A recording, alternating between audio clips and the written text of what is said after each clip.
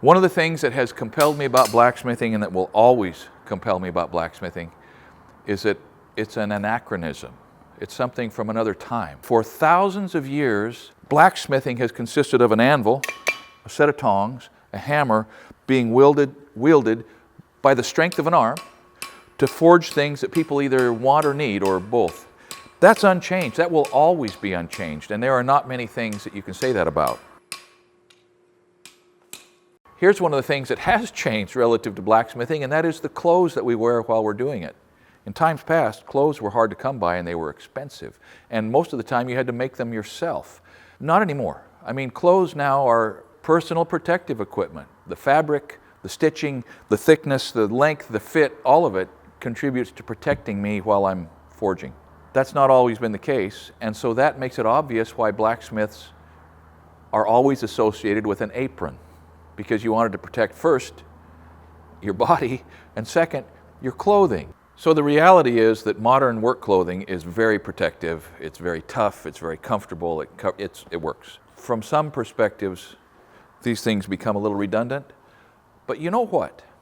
In a shop like this, when I walk out here, if I'm going to be forging or grinding or welding for any more than about an hour, I just put them on because it keeps me cleaner, and there is some real security with having some leather between me and this, or between me and my 2x72, or when I'm welding, you know, the beads, the spatter that's coming out, it bounces off. I like it. And then at the end of the day or at lunchtime, I take this off and I'm clean. So you have to decide for yourself whether you're really interested in a serious apron or if you could get by with something less. Let me show you what I started with. So this was my first apron, and I made it. I kind of copied what Cy was wearing because in a lot of ways he has been my mentor for all things blacksmithing, and it was very adequate. I mean, it worked great. And I actually made it out of a set of shaps that I had had when I was sawmilling. I mean, here's what it was. It was 2 pairs of these. Okay, these are for pulling green chain. They're short, you put them on, they protect your thighs. And I had 2 of those, so I had one, and then I riveted, and it worked great. Doesn't have to be much, but it was enough. Ties the deck down so you can go down the road. The hitch for the sawmill. So if you think you need an apron, and maybe you do, you got this wide sort of, this continuum of how important is this to me, and how much do I want to spend, or how much trouble do I want to go to? So on one end, you could make an apron out of old Levi's. Denim, cotton denim doesn't burn.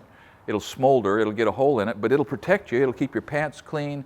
It'll protect you from some sparks. It's a lot better than nothing. You could put on a pair of coveralls like they do in every fabrication shop and protect your clothes and have some protection. That's on one end. On the other end would be something like this. This is a very heavy, full grain leather, riveted, I mean, buckles and whistles and bells, and this will last me until I'm dead. This is another example of buy once, cry once. This was expensive, I'm sure. I thank Susan for getting it for me all the time. Now in between that, there are lesser grades of leather that you can buy in aprons, and maybe you just need half, and maybe you want all of it, and you have to decide that for yourself. So in general terms, I'm delighted with this, primarily around the quality of the material. There's a couple of things that I would or will change. First, see, I had some little pockets on here and they were riveted on, and that seemed good, but they should have been riveted and sewn. And they were little slot pockets for markers. That's pretty good.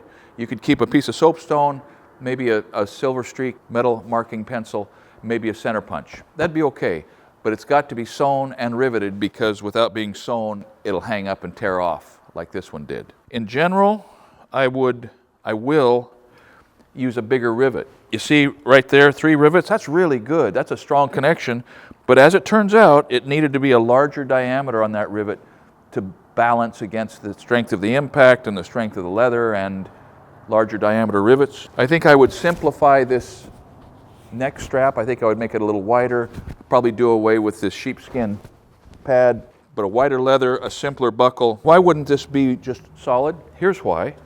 Because sometimes when you're forging, if you have a set of tongs with a ring on it to hold them in place, you hold them between your legs and you have 2 hands available.